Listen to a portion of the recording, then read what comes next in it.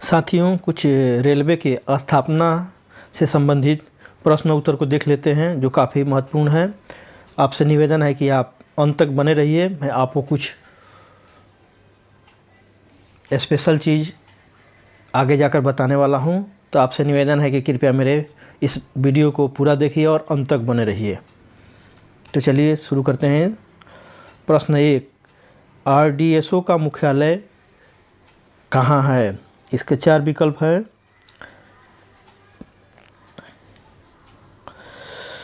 क में नई दिल्ली, ख मुंबई, ग लखनऊ, घ कोलकाता। तो इसका सही आंसर है ग लखनऊ। RDSO का मुख्यालय उत्तर प्रदेश के लखनऊ में स्थित है। प्रश्न संख्या 2, भारतीय रेल लेखा सेवा के लिए रेलवे में प्रशिक्षण कहाँ होता है? इसके 4 विकल्प हैं। पुणे, मुंबई, नई दिल्ली, बड़ौदा। तो इसका सही आंसर है घ बड़ौदा। जैसा कि हम जानते हैं, जितने भी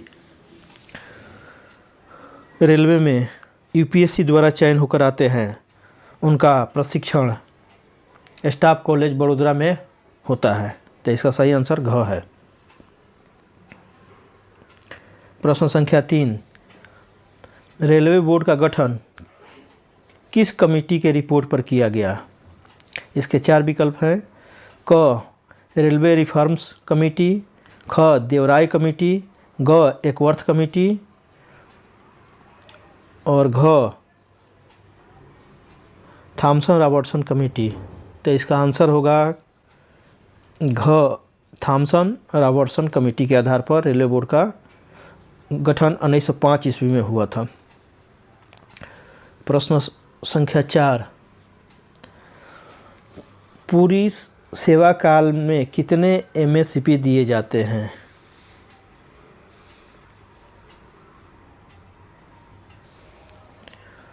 इसके 4 विकल्प हैं।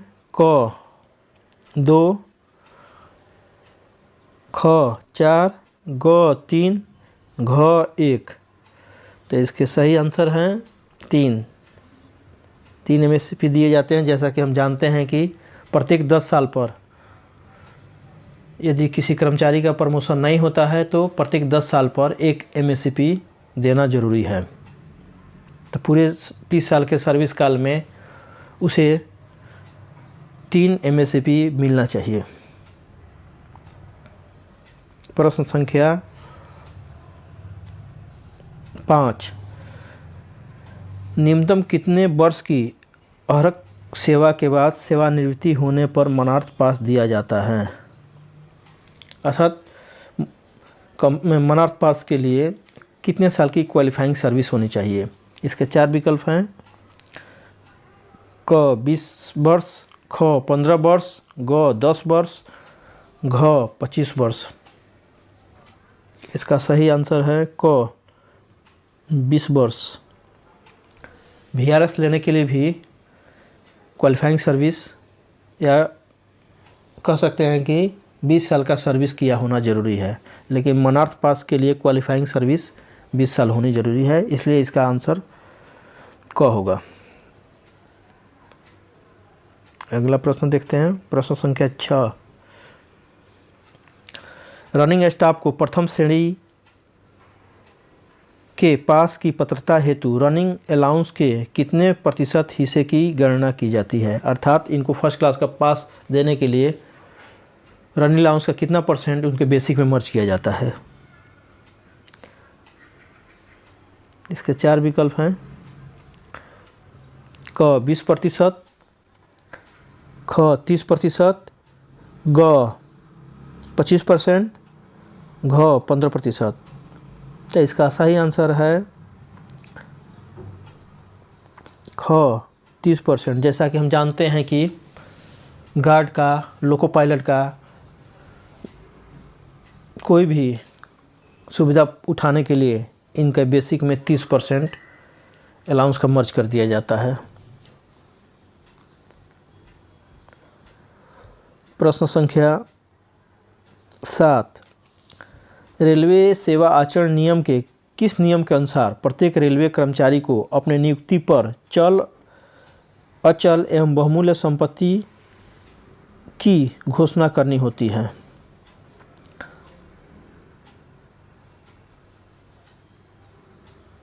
इसके 4 विकल्प है।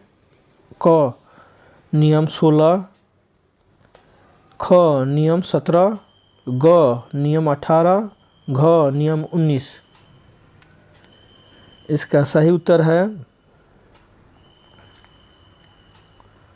ग नियम संख्या 18।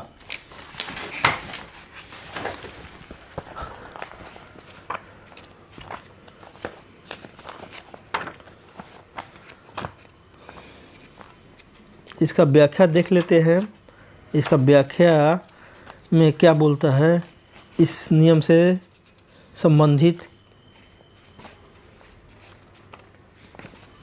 नियम 18 में यह बताया गया है कि प्रत्येक रेल कर्मचारी अपने नियुक्ति पर चल, अचल और बहुमूल्य संपत्ति की घोषणा प्रशासन को प्रस्तुत करेगा। इनमें बढ़ोतरी होने पर समय समय पर प्रशासन को सूचित करेगा। इसमें शेयर डिवेंचर को भी शामिलित किया जाएगा। तो 18 नियम में यह कहा गया है। प्रश्न 8, रेलवे सेवा आचरण नियम के किस नियम के अनुसार रेलवे कर्मचारी को उपहार स्वीकार करने पर प्रतिबंध है? इसके 4 विकल्प हैं। नियम संख्या 12 क में है, ख में नियम संख्या 13, ग में नियम संख्या 14, घ में नियम संख्या 15। तो इसका सही उत्तर है नियम संख्या 13। इसका सही आंसर ख है। हम और नियम भी देख लेते हैं। नियम संख्या 12 में यह कहा गया है कि रेल कर्मचारी द्वारा चंदा मांगना, स्वीकार करना, एकत्र करना इत्यादि पर प्रतिबंध है। नियम संख्या 13 में जैसा कि आप जान ही गए हैं, रेलवे कर्मचारी द्वारा उपहार स्वीकार करने पर प्रतिबंध है, लेकिन विवाह, वर्षगांठ या अन्य सामाजिक अवसरों पर कुछ निम्नलिखित सीमा के अंतर्गत सूचना देकर अनुमति प्राप्त कर उपहार स्वीकार किया जा सकता है। इसकी सीमा कुछ पैसे में दी गई है।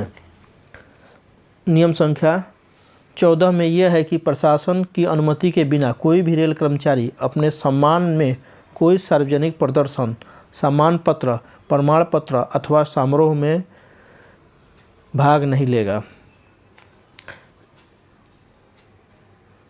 नियम संख्या 15 में बताया गया है कि प्रशासन की स्वीकृति के बिना कोई भी रेल कर्मचारी प्रत्यक्ष या परोक्ष रूप से कोई व्यापार या कारोबार नहीं करेगा और न कोई अन्य नियुक्ति स्वीकार करेगा। तो इसका आंसर ख है, नियम संख्या 13। आगे प्रश्न संख्या 9 देखते हैं। PREM की शुरुआत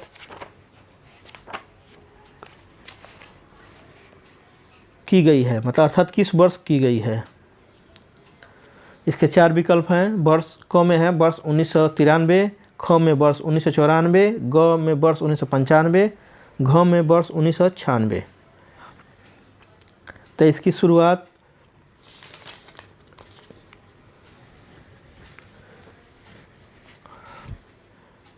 उन्नीस सौ 94 में की गई है। इसका सही आंसर है ख। PREM प्रेम मतलब प्रबंधन में रेलवे कर्मचारियों की सहभागिता। इस योजना की शुरुआत 1994 में की गई है।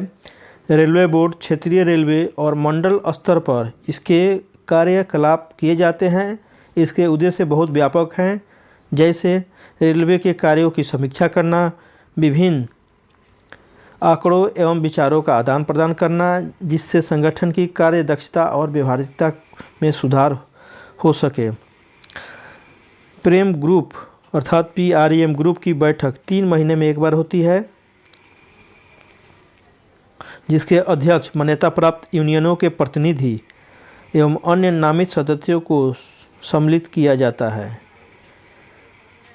जिसमें निम्नलिखित विषयों पर चर्चा की जाती है। ग्राहकों की देखभाल, रेलवे की उत्पाद एवं सेवा की गुणवत्ता, राजस्व प्राप्ति में बढ़ोतरी एवं तरीके, खर्च पर नियंत्रण, कार्यकलापों में व्यावसायिकता, मानवीय विकास, सरप्लस कर्मचारियों का उपयोग, उत्पादन इकाइयों और कारखानों में का व्यवसायीकरण। तो इसका सही आंसर ख वर्ष 1994 होगा। प्रश्न संख्या 10, निम्न में से किस वर्ष से पारिवारिक अर्थात फैमिली पेंशन की शुरुआत किया गया? इसके 4 विकल्प हैं। क 1975, ख 1964, ग 1985, घ 1960। तो इसका सही आंसर है ख 1964 ईस्वी। जो ओल्ड पेंशन में पेंशन मिलता है, इसी नियम के के अनुसार अगर एम्प्लॉई की डेथ हो जाती है तो उसके परिवार वालों अर्थात उसके वाइफ को पेंशन दिया जाता है। आगे का प्रश्न देखते हैं। प्रश्न संख्या 11, MACP का फुल फॉर्म क्या है? यहाँ प्रश्नवाचक चिन्ह है। इसके 4 विकल्प हैं। क modern assured career progression scheme, ख monitored assured career progression scheme, ग modified assured career progression scheme, घ money assured career progression scheme. तो इसका सही आंसर है modified assured career progression scheme. इसके तहत अगर किसी रेलवे कर्मचारी की 30 साल की सर्विस हो जाती है तो अगर उसे प्रमोशन नहीं मिलता है तो नियमानुसार उसे 3 MACP दिया जाएगा, जिसमें उसे ग्रेड का फाइनेंशियल फ़ायदा होगा लेकिन पद का फ़ायदा नहीं होता है।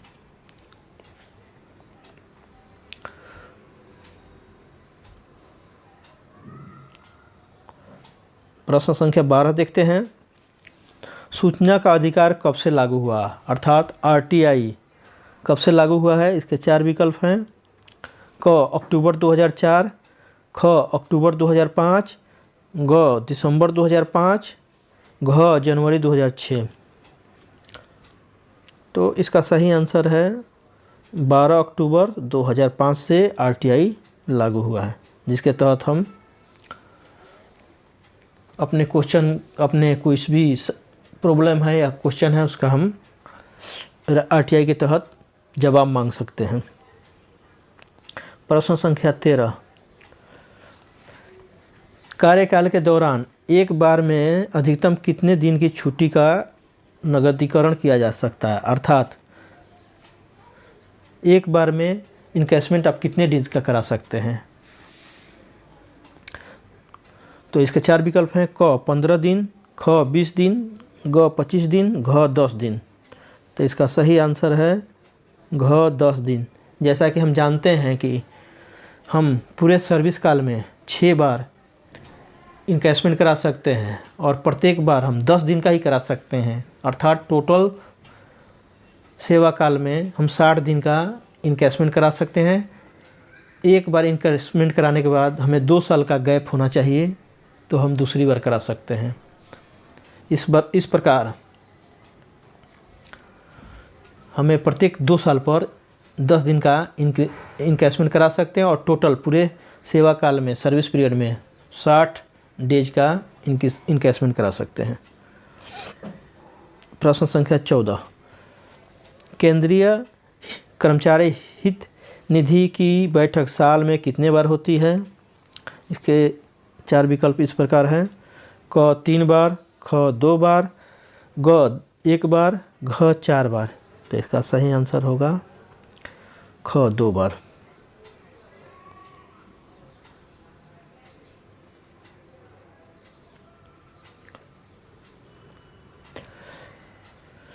प्रश्न संख्या 15, सर्वोच्च अनुशासनिक पदाधिकारी कौन है? इसके 4 विकल्प हैं। क प्रधानमंत्री, ख भारत के मुख्य न्यायाधीश, ग मुख्यमंत्री, घ राष्ट्रपति। जैसा कि सबको जानते हैं कि इसका आंसर घ होगा, राष्ट्रपति। राष्ट्रपति को किसी को क्षमादान करने का पूरा अधिकार है। कई केसों में ऐसा लोग राष्ट्रपति से अपना क्षमादान के लिए आवेदन करते हैं। आगे प्रश्न देखते हैं। प्रश्न संख्या 16 सॉरी, केंद्रीय सतर्कता आयोग का गठन कब हुआ? अर्थात केंद्रीय सतर्कता आयोग का गठन किस वर्ष हुआ? इसके 4 विकल्प हैं। क 1965 ईस्वी में, ख 1964 ईस्वी में, ग 1947 ईस्वी में, घ 1946 ईस्वी में।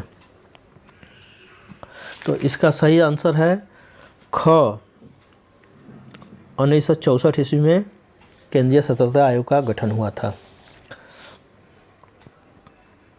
प्रश्न संख्या 17 देखते हैं। HOER का फुल फॉर्म क्या है?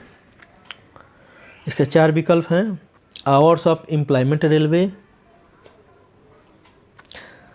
ख आवर्स ऑफ एंगेजमेंट रेलवे, ग आवर्स ऑफ एंगेजमेंट रेगुलेशन, घ आवर्स ऑफ एम्प्लॉयमेंट रेगुलेशन। तो इसके सही आंसर है घ आवर्स ऑफ एम्प्लॉयमेंट रेगुलेशन।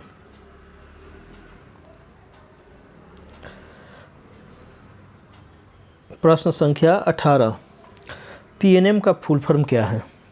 ये बहुत इंपॉर्टेंट प्रश्न है, ये बार बार पूछा जाता है। इसके 4 विकल्प हैं। क परमानेंट नोटिंग मीटिंग, ख परमानेंट नोटिंग मशीनरी, ग परमानेंट नेगोशिएटिंग मशीनरी, घ परमानेंट नोटिंग मैकेनिज्म। तो इसका सही आंसर होगा परमानेंट नेगोशिएटिंग मशीनरी। यह रेलवे के अधिकारियों तथा ट्रेड यूनियन जैसे WRMS, एम्प्लॉयज़ यूनियन या अन्य रेलवे के जो भी ट्रेड यूनियन हैं उनके साथ ये PNM मीटिंग होती है। प्रश्न संख्या 19, अधिकारियों को अध्ययन छुट्टी स्वीकृत करने के लिए सक्षम अधिकारी कौन सा होता है? अर्थात जो ऑफिसर्स स्टडी लीव पर विदेश में जाते हैं उनके लिए लीव कौन सैंक्शन करता है? इसके 4 विकल्प हैं। क मुख्य कार्मिक पदाधिकारी, ख महाप्रबंधक, ग अपर महाप्रबंधक, घ मुख्य वाणिज्य अधिकारी। तो इसका सही आंसर है ख महाप्रबंधक, अर्थात GM को पावर है अफसर को स्टडी लीव देने का। प्रश्न 10, MSCP के लिए APR अर्थात सेल्फ अप्राइजल रिपोर्ट बहुत अच्छा अर्थात वेरी गुड मानक किस दिन से लागू हुआ? अर्थात आपको 3 MSCP चाहिए तो उसके जिस साल MSCP आपको मिलेगा उसके पहले के 3 साल में आपको वेरी गुड CR आपका होना चाहिए। तो किस दिन से ये नियम लागू हुआ? इसके 4 विकल्प हैं। क में है 20 जुलाई 2016, ख में है 15 अगस्त 2016, ग में है 12 दिसंबर 2016, घ में है 25 जुलाई 2016। तो ये 25 जुलाई 2016 से ऐसा नियम कर दिया गया है। अगर आप के जिस वर्ष MSCP मिलना है ड्यू है, अगर उसके 3 साल पहले में किसी भी साल MSCP में APR में वेरी गुड नहीं है तो आपको MSCP नहीं दिया जाएगा। इसके लिए कभी कभी अपील करने की अवसर दिए जाते हैं। अगर अपील करने का अवसर मिलता है तो आप अपील करके अपना गुड को वेरी गुड अवश्य करवा लीजिए। तो साथियों ये रहे 20 प्रश्न जो काफ़ी इम्पोर्टेंट है। अब कुछ हम फुल फॉर्म देख लेते हैं। एक में है CRS-E, यहाँ पर E छूटा हुआ है, अब राइटिंग मिस्टेक है। CRS-E इसका फुल फॉर्म है chief rolling stock engineer.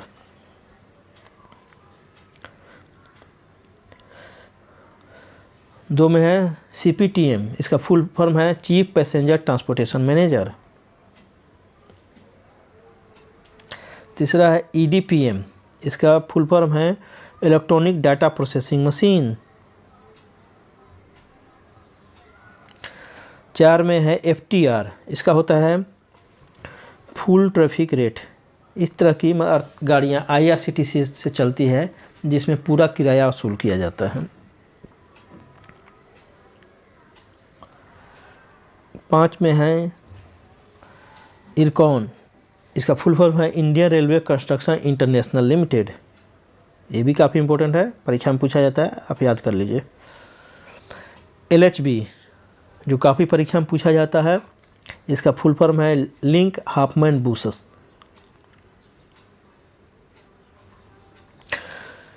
7 number पर NTES, इसका फुल फॉर्म है नेशनल ट्रेन इंक्वायरी सिस्टम। आप इसे याद कर लीजिए, ये भी पूछा जाता है। 8 नंबर RDSO का फुल फॉर्म क्या है? Research designs and standard organisation. इसका हेडक्वार्टर मुख्यालय लखनऊ में है। 9 नंबर RITES, राइट्स के नाम से जाना जाता है। इसका फुल फॉर्म है railway India technical and economic service limited. ये राइट्स हो गया। 10 में है एस्पैड, जो काफ़ी प्रचलित है, काफ़ी सुनने को मिलता है। इसका फुल फॉर्म है सिग्नल पास एट डेंजर। कभी कभी ये घटनाएं लोको पायलट द्वारा हो जाती हैं। इन्हें भी याद कर लिए, जो काफ़ी इम्पोर्टेंट है। एक रेलवे स्टाफ कॉलेज बड़ोदरा में है, जहाँ पर जो UPSC द्वारा रेलवे में चयनित अधिकारी आते हैं, उनकी ट्रेनिंग यहाँ पर ही होती है। AOM की ट्रेनिंग होती है, ACM की ट्रेनिंग होती है। प्रश्न संख्या 2, भारतीय रेलवे सिविल इंजीनियरिंग संस्थान जो है पुणे में है। 3, भारतीय रेलवे संकेत एवं दूरसंचार संस्थान सिकंदराबाद में है। सिग्नलिंग से संबंधित जितने भी इम्पोर्टेंट ट्रेनिंग होती है अफसर का, ST DST वगैरह का, सिकंदराबाद में।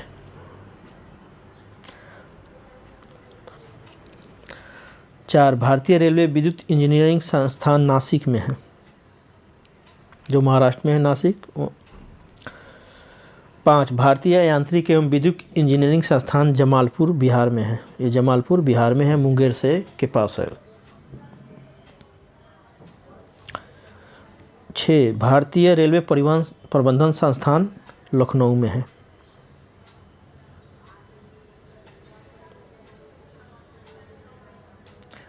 7, भारतीय रेलवे उन्नत परिरक्षण अभियांत्रिकी केंद्र ग्वालियर में है।